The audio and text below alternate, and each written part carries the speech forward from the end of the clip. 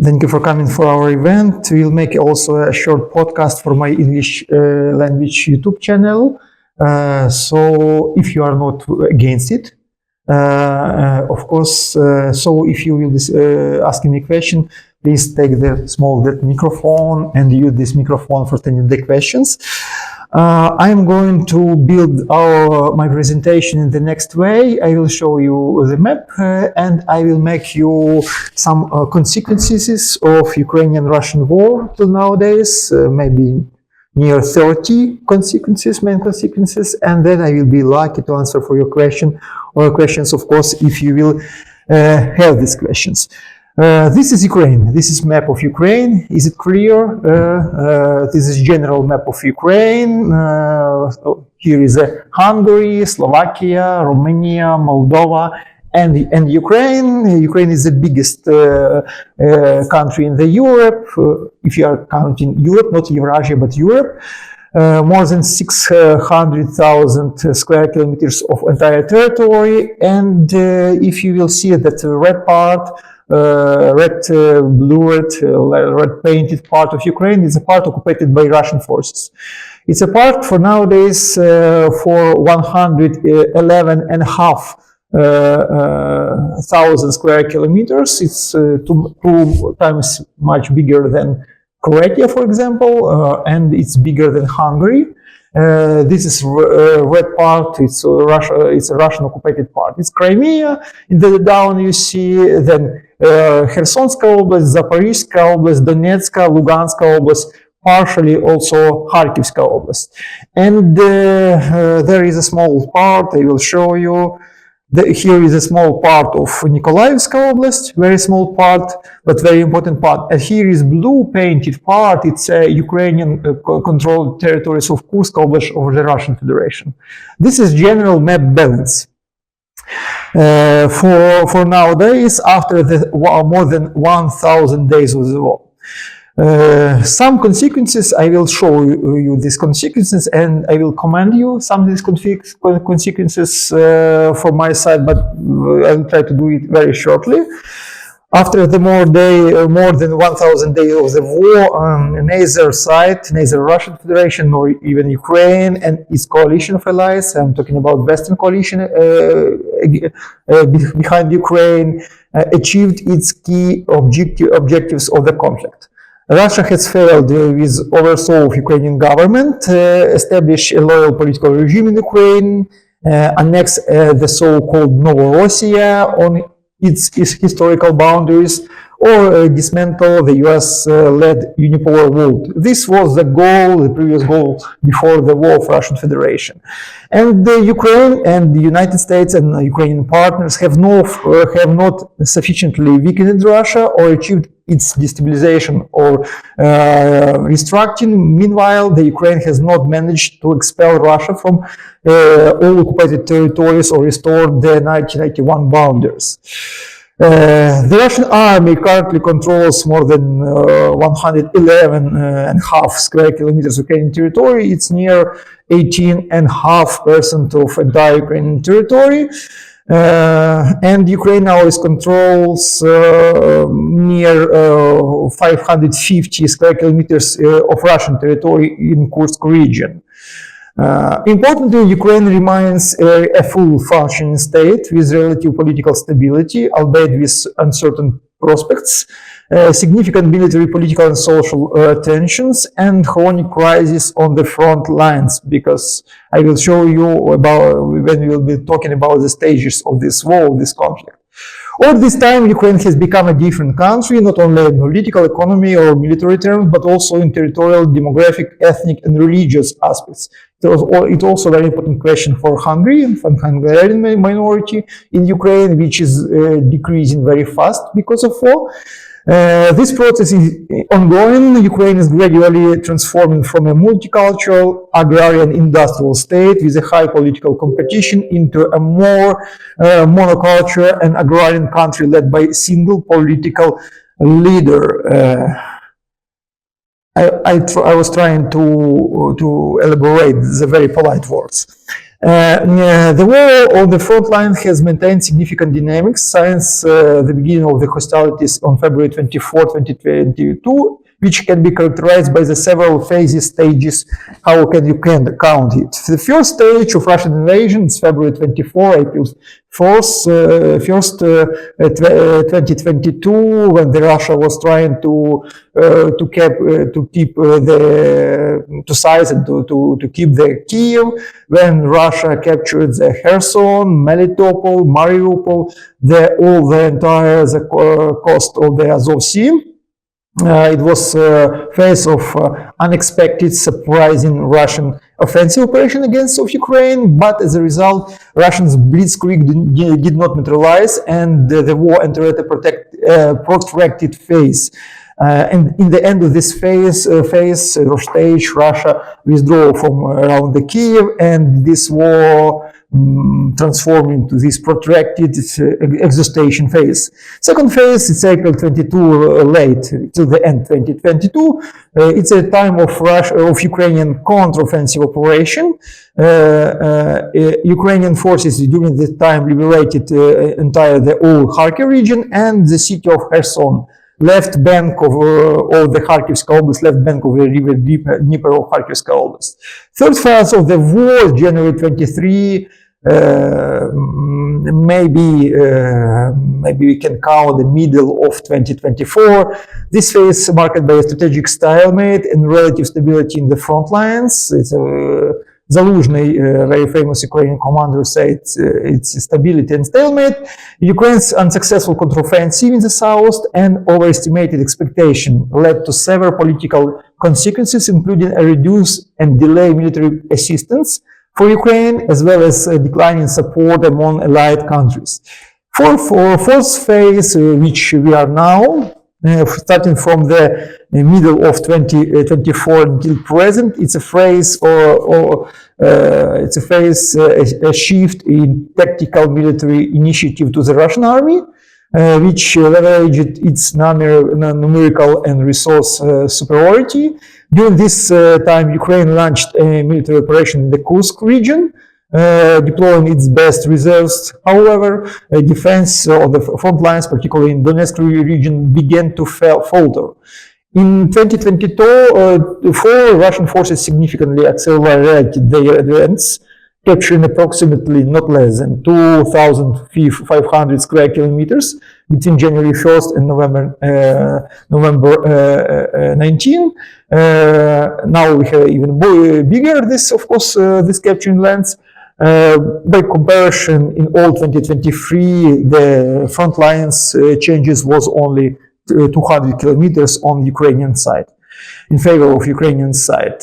However, Russia has lost its initial strategic advantage of surprise and dominance in artillery and in aviation, while Ukraine has lost its also very temporary advantage in technology and troops numbers, which we had in the first two stages of the war. At this stage of the war, the situation has moved off a strategic stalemate and is now in a state of strategic balance. What I'm talking about? I'm talking about if the Russian has this small walking offensive operation, but this offensive operation is not bringing for Ukraine to any strategic crisis, because we're still having fights far away from the Ukrainian political centers, from Ukrainian military centers. The most heavy fights is still in Donetsk Oblast, like it was also, for example, in 2014. Russia has defined its strategy regarding the occupied territories also during this time, and in the beginning Russia was not planning to annex Ukrainian territory. Russia was trying to block Ukrainian government, but after the fall, the negotiation process, after the fall of the main goals in this war, if you're talking about the change in Ukrainian government, Russia annexed Ukrainian territories. Ukraine annexed two additional and two additional regions. I'm talking about the additional regions like Zaporizhia and Kherson Oblast, which Russia is controlling for nowadays for more than 70%, except of capitals of these regions, and Russia next the Donbass, Donetsk and Lugansk Oblast. Russia has, both sides are incurring heavy losses in personal equipment and other resources. But because this war is going on Ukrainian lands, of course, Ukrainian losses and Ukrainian sufferings are much bigger, because every bomb is falling on Ukrainian lands, Ukrainian infrastructure, Ukrainian settlements, and so on. But if you are talking about only military losses, the total Ukrainian military losses estimation, of course, because it's very confidential information, may reach, for our estimation, 500,000 persons. From this 500,000 persons, from 50 till 80,000 of Ukrainian soldiers were killed, and its official number, 54,000 are missing, but most of them are also killed. But we are not able to gather the bodies, to gather the remains from the battlefield of this person. Russian losses, according to the Western sources, in our estimation, also approximately 615,000 personnel, including more than 100,000 killed and near 500,000 wounded. The Russian offensive and creation of local tactical advantages are partially due to the instability and inconsistency of Western aid to Ukraine and the gradual depletion of Ukrainians' mobilization resources. It was the main risk for Ukraine in the beginning of this year. I was talking a lot about this risk in Ukrainian mass media, that if there will be a big gaps in Western supplies to Ukraine, and at the same time, if the mobilization in Ukraine will not be so successful as it was thought before, it will provoke a strategic crisis for Ukraine. And now we are in this process. We have a lot of gaps with Western supplies, and we have unsuccessful mobilization in Ukraine. Unfortunately, economically and military Ukraine now heavily depends on assistance of Western partners. Every month we need from 3 to 5 billion United States dollar to cover our budget deficit, and not less than 40 or 50 billion every year. More than half of our budget is Western support. We are gathering only taxes in our territory near 44-48%, even less. If we are talking about the money, we are talking for our budget only 44-48%. Of this all amount, but partly that money is also burden. It's loans from the private sector, from the different sectors. And if you're talking about the tax ability Ukraine to gather the money, it's much lower than 40% of amendments of necessity of our budget. So we are on this road for Western support, without which we are not able to continue to keep our budget, to keep our social expenditures. I'm talking about the salaries for teachers, militaries, medicine, and so on.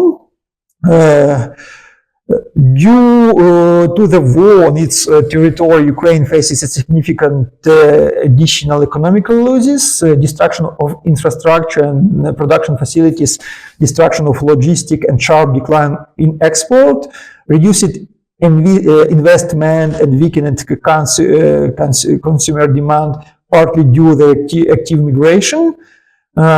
For example, Ukrainian refugees are making more than 4% of GDP in Poland now.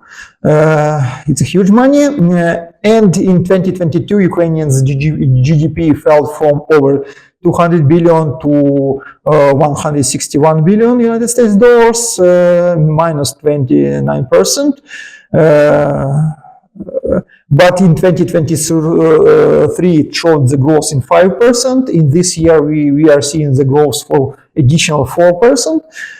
According to the government, Ukrainians' direct economic losses exceeded 600 billion United States dollars. World Bank saying about 486 billion. So we have our own deep research on this topic. Our calculation is also near 800 billion United States dollars. But we are not taking account the non-accepted additional incomes to Ukrainian budget and Ukrainian economy. We are not counting the lost invention in Ukrainian economy, and so on. In demographic terms, Ukraine has lost between 10 to 15 million of its population. It's much bigger than entire population of Hungary also. Since the beginning of invasion, Russia has captured territories where at least 3 and 3.5 million people live. Overall, including Crimea and Donetsk and Lugansk, of course, from 6 till 9 million people may reside in occupied territories by Russia, but it's very poor, very low level estimation. Another estimation shows us 30 million people on that territories. According to the official United Nations data, there are 6.5 million Ukrainian refugees worldwide, about 6 of them in Europe. We have few million refugees, Ukrainian refugees in Russian lands also, and Belarus also. It's very tiny, very difficult question why it happened, but that is also we need to understand for balance when we are talking about this question.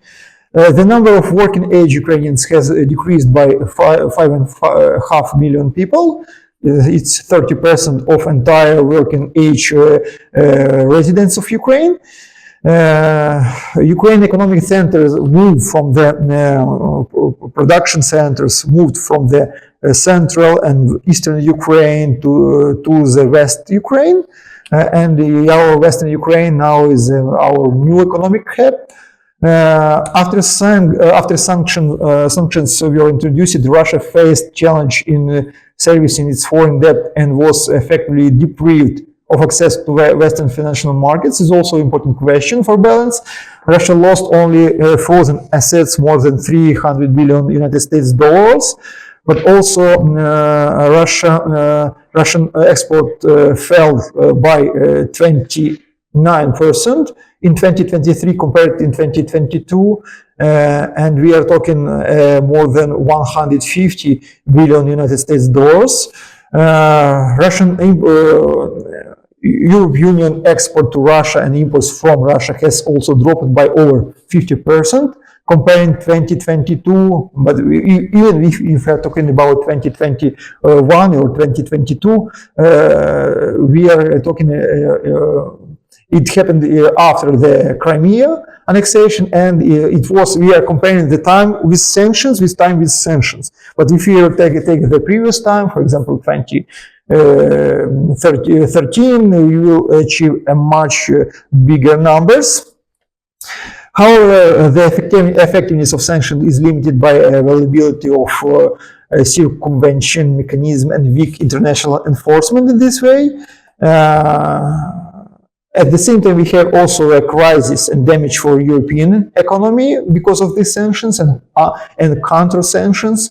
We have an estimation near 1.5 trillion United States dollars European economic lost because of declined access to Russian energy and so on. The failure of Ukrainian counteroffensive in summer 2023 has fueled the activity of Ukrainian skeptics within the European Union and United States political system, partially among Republicans. While aid to Ukraine blocked, I want to remind you, about 6 months in United States Congress, was eventually improved in April 2023. We are talking about 60 billion United States dollars. Negative trends for Ukraine are already emerging. Public opinion in West is also shifting, and support of Ukraine is eroding across the multiple sectors, and the situation on the front remains unresolved.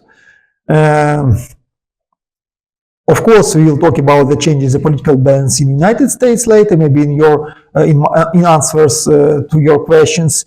And also I want to talk to you about the few thresholds inside of Ukraine, which our country came during this year.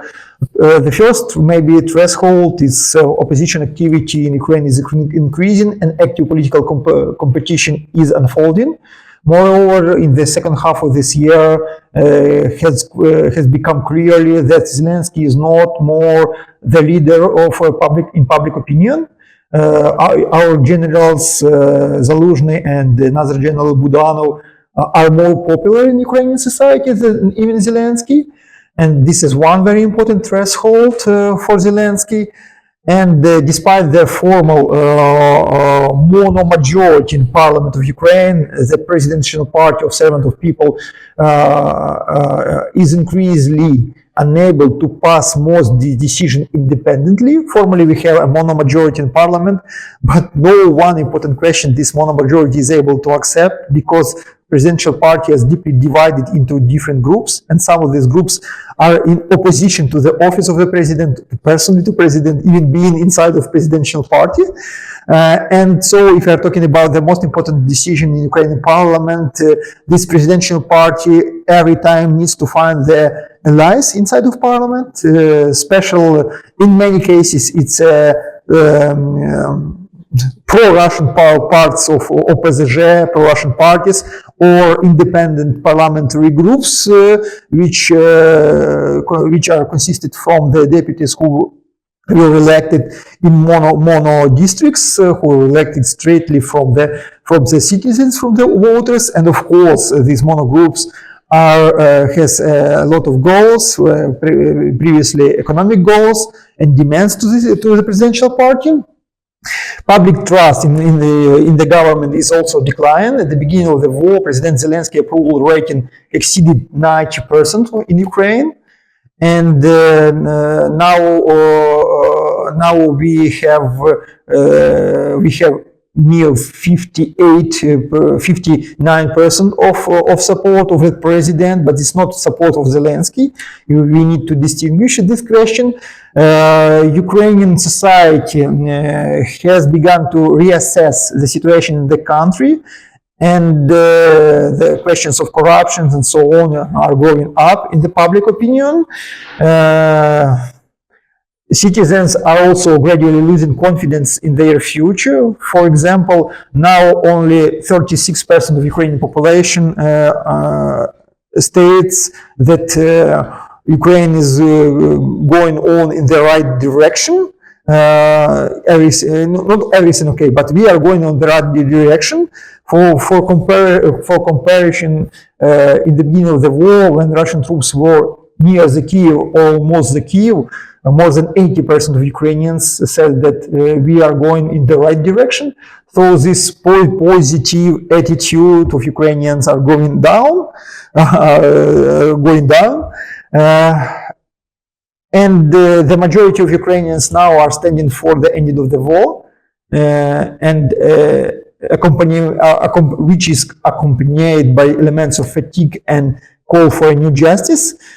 We have researches of Gallup and other companies in Ukraine. From 52 till 63% of Ukrainians are standing for the peace negotiation and for the ending of the war.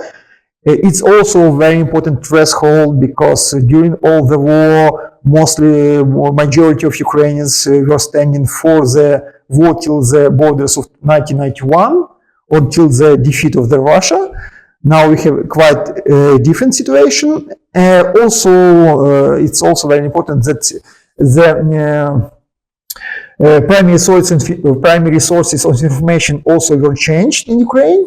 Now Telegram, YouTube, and so on are the main sources of information for Ukraine. Ukrainians don't trust more for the official media, for monomarathon. We have only one channel which is working for all country, and so on.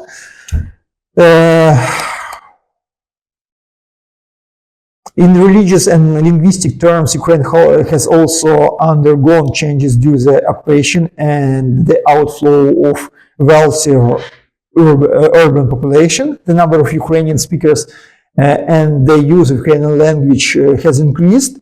The Orthodox Church of Ukraine has become the dominant religious institution, replacing the Ukrainian Orthodox Church, which maintains canonical ties with the Moscow Patriarchate. We became a more unified country, but it's because of migration, refugees, and because of Russian occupation of a very big part of our lands. Mobilization process has become a source of hidden conflict between society and the state, as well as between active patriots, military personnel, and the civilians.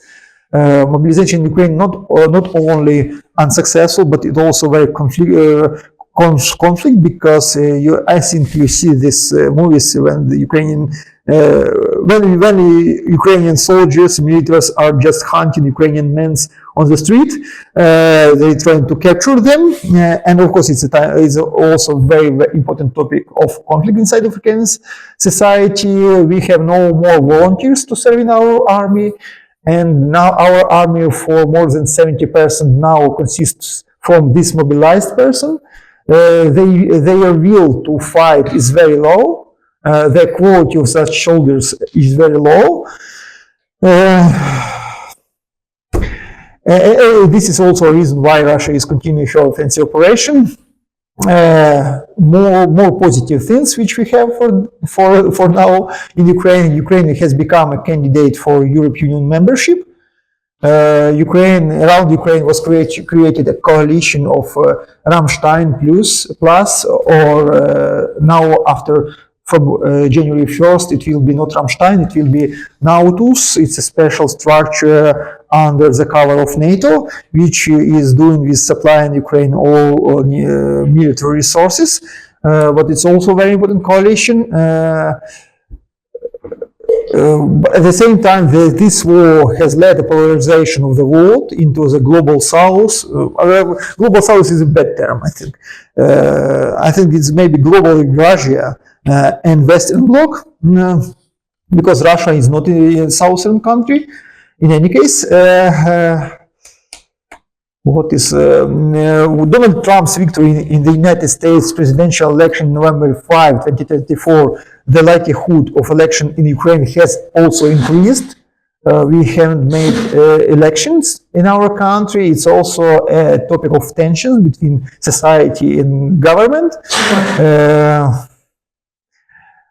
There is an expectation that the new United States administration may pressure Ukrainian leadership to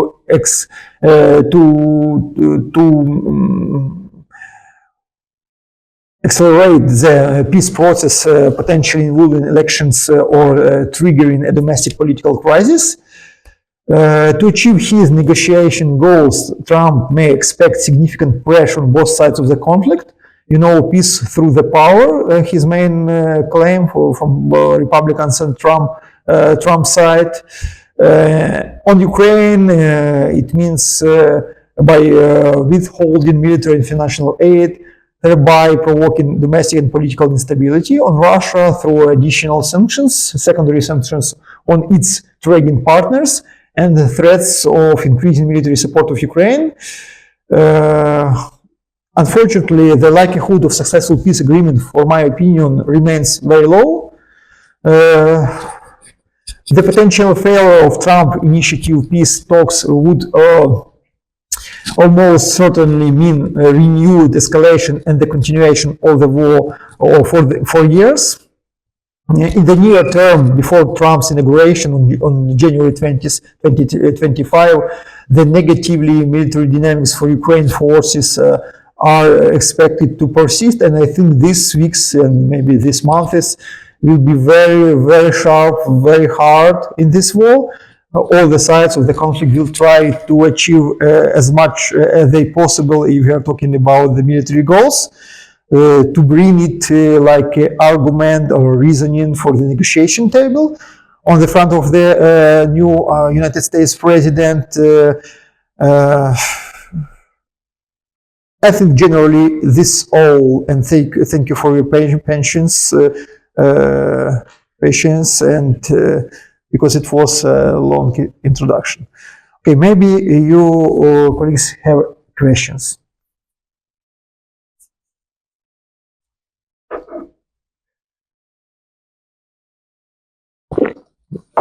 Additional question, future question regarding the influence on Hungary, all this situation.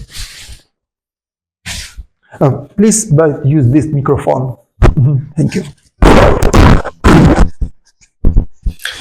So there are reports now that the Russian economy is starting to collapse, and the financial sanctions are maybe starting to have a real effect. I've read that possibly by the second half of 2025, it will be impossible for them to continue this war effort the way they are doing so far. So could that be a decisive shift in the course of the war? Of course it could be, but we don't know how truly is this information. We are living in the time of propaganda. The first thing which is done during the war is truth. And I think if you are interested in policy a long time, you heard that Putin was died in 2014 and many times, and Russian economy was died also, collapsed few times due to the Western mass media. It's not bad. I'm not trying to stigmate this policy, but it's propaganda maybe. So we should be very careful. Moreover, how to say honesty in this situation? Truly, Russian society is ready to suffer much more. To be honest, Russian society was not very wealthy during its own history. Now they have very good level of wealthy, but they are ready to suffer more. And if the Russian economy will be collapsing, it means that Russian society will suffer more, but it doesn't mean that the government will change its attitude, its policy towards Ukraine. You know, for example, why can I say this? Because we Ukrainians had the same situation. For example, our Commonwealth expenditures grew up in 15 times during last 10 years. Just imagine. Our currency lost its balance to the United States dollars or euro more than five times this time. The level of life in Ukraine decreased very fatally in very fast time. But we are ready to suffer. We are ready because of war, because of big goal, and so on. The Russians very close to it also. So I don't think, I'm sure that Western sanctions will make a significant influence on Russian economy and the future of Russian state, but it may take a long time, decades and decades, and I don't think that Ukraine has such more time. Maybe questions additional? Or everything is clear? Sorry for this long presentation, but I want to make as much descriptive as it can be. And of course, there is a significant risk if Ukraine will lose this war, that Hungary will be under the pressure. Hungary, all Balkans countries, Baltic countries, because there is Belarus, all this region will be under the pressure, but it depends what defeat of Ukraine we can achieve. If we are talking only about the losing of the lands, it's not a defeat. For my opinion, because for nowadays Russia hasn't achieved its own main goals, and Russia will be blocked on Ukrainian occupied territories. But if we are talking about changing the government in Ukraine or capturing all Ukrainian lands, it will be a significant risk for Eastern Europe, for Southern Europe, because Russia is tending to divide zones of influences in Europe, post-Soviet zone of influences. It's very paradox that Russia is trying to build the new Russian Empire. At the same time, she is pretending to the Soviet lands, so-called. This is, to be honest, this is a reason of Trump's administration to stop the war. Because from the American, from the Western side, Russia has lost this war. Truly, Russia has lost war. Russia has not achieved nothing except of Ukrainian ruined lands. And of course, Russia understands it clearly, so Russia is not going to stop this war. Till the war is going on, Russia is able to claim its main goals. And this piece, because the position of Russian government is Ukrainian is the same in this situation. Ukraine and Russia are standing together against the freezing of the conflict. Because for Ukraine, now freezing the conflict is not a victory, it's losing the lands. Losing the people. So this situation is very difficult. For West, it's victory, but it's defeat for Ukraine, and it's half a defeat for Russia. So it's very hard to find out any compromises in this situation. No questions? Thank you, friends.